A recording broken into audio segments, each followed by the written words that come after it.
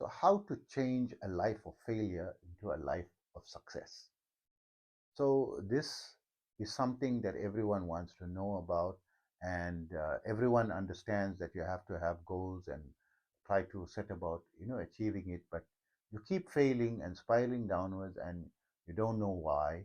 And in this video, I'll discuss this from a yoga sciences perspective, and I would like to ask you a favor. If you like the contents of my videos, please like and subscribe. You'll be doing me a great favor.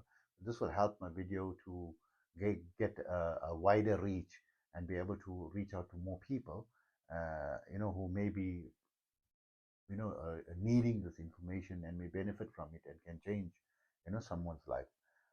So for those who don't know me, I am Osman. I am a bioenergy healer on a master level with telepathic capabilities, and specializing in critical care recovery and terminal illnesses, and amongst a host of other physiological, psychological, and even spiritual ailments, especially treating the adverse effects of involuntary Kundalini awakening.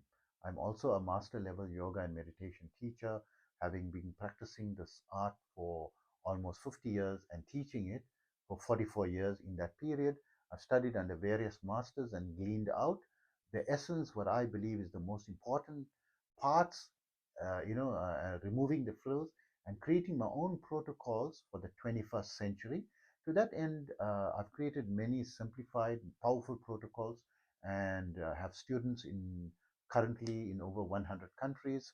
And one of my protocols, 5-minute yoga and meditation video, you can download for free from my website, yogawellness786.com, where you can also get more information on my services.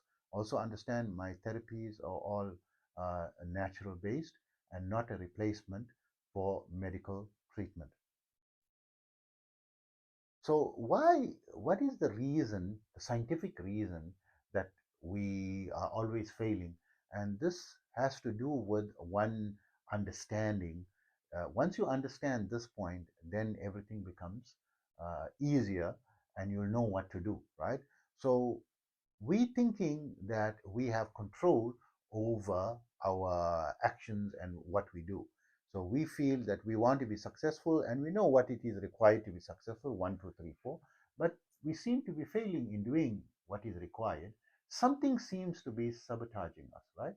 And this is because our behavior is controlled between 95 and 97% by the subconscious mind, by the programming that is there in our subconscious mind from our childhood, from our environment, from the negative situations, and from also epigenetics, right? This is something that has a very strong influence, on us, that's determining our psychology and making us, that's controlling the strings.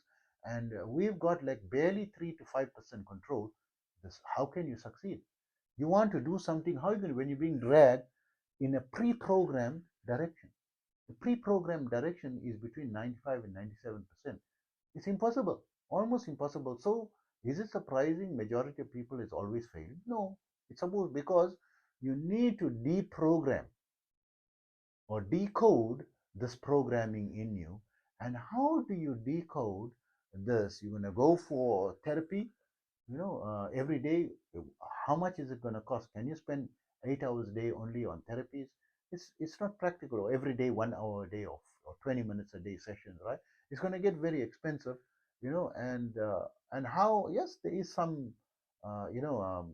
benefit to it. I mean, people who have medical conditions and psychosis, illness, that needs, depression, severe depression, chronic depression, anxiety, and so forth. Yes, you may need it, but there is tools in the yoga and meditation field. Meditation is designed that every time you go into silence and you take a time out, you it creates an automatic unpacking of everything in your subconscious in a mild manner. But if you're practicing it consistently over time, you start to get more and more control of your life incrementally, from 3% to confirm 5%, then 6%, 7%, 8%, 9%, 10%. it starts growing, right? Very slowly. So, from the yoga meditation science point of view, this unpacking process of meditation, so the best form of meditation is what's been scientifically proven. I don't agree that necessarily the best form, but what is scientific, and I'm teaching for 44 years, and I found that my own personal method is not the mindfulness method, but the scientific method is the mindfulness method. And from the students that I teach, from my method and the mindfulness method is easier, hands down across the board, right? In 44 years. So even myself have to agree that the scientific perspective is also the easiest way, right? So, and it's a very simple way of meditating. You just have to sit comfortably, sit in your couch comfortably, long as you're in a sitting position, right? And you close your eyes and you just totally relax, and you just bring your observation to observing your breath. You just just take a time out for 2 to 5 minutes, right? In the beginning. And you just time out and you just close your eyes and you just observe your breathing in and your breathing out. And your mind jumps everywhere, and you notice that you're no more, suddenly you notice you're no more focusing. You just bring it back, and just totally relax your time out period. And you get used to it. It's very therapeutic and relaxing, right? So this is a process of unpacking the coding that is controlling you and causing you not to achieve your goals and failing all the time. So, in the yoga sciences perspective, there is ways to boost this. So, the ways to boost meditation is the yoga postures. The yoga postures is there because when you sit in meditations, according to yoga science, you connect with the universe, right? The universal energy or the causal energy, and it starts to download into your body and recharges your life force, and this is why you feel a little lighter, a little bit more energized, or calmer, more relaxed, and better, so even if you want to go to even an athlete, just before is, like, let's say a sprinting athlete is about to take off, waiting for the on your marks, get set, waiting for the sound, to take off. So he just breathes out and calms his mind and prepares his mind to take off. As soon as you hear the gunfire or the signal to go, and boom, it goes. So even in the racing track, they wait for the green light, to take off, and various aspects, right? You're waiting, you calm yourself, that way. So when you connect it to that energy, it collects in pockets, right, in your body, but not spreading all over. So the yoga postures is aimed to bending your body, especially your spine, where all your major energy centers are, and where all the energy is, supposedly being packed. So it presses them and spreads them to the subsidiary centers along it, because you've got 7 major energy centers, but total you've got 114 energy centers, of which by default, according to yoga science, you are only 26 are active by default from birth. In order to activate the others, you have to use tools like yoga to activate it, meditation and yoga. So your yoga postures is going to boost your progress in meditation, right? And breath work, right, is going to boost it exponentially more, because it directly targets towards cleansing all the blockages in your energy centers, which is all the subconscious.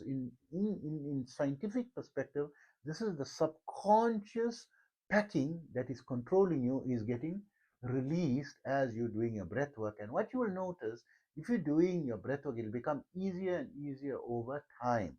So you need to be practicing it over, months and years, right? So you'll notice that every 90 days, if you use, or 6 to 8 weeks, 90 days may be a bit too long for you people. So every 6 to 8 weeks, this is what science uses. See what's your progress every 6 weeks, right? A month and a half, right? 6 to 8 weeks. Give it up to 8 weeks, right? And see if there's, what's and then it's becoming easier and easier. Mindfulness starts to become easier and easier. Even the postures become easier and easier, right, as you're doing it. So this helps in fast forwarding your meditation progress and the unpacking of your subconscious, and you're getting more control And then when you're becoming mindful, then when you set your goals, it's going to be easier to achieve it. So I won't go more deeper into more levels.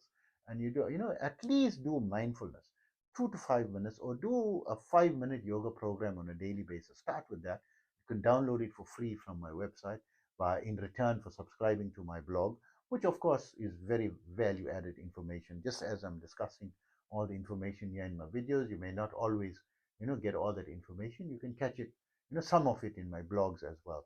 And a little bit of information that is awareness and knowledge can, if one spends in increasing it in a slight way, by just listening to a video now and then, or reading a blog now and then, is going to help empower you to improve your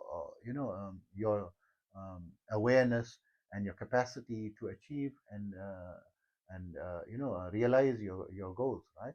So hope that information helps you, and take care of yourself always.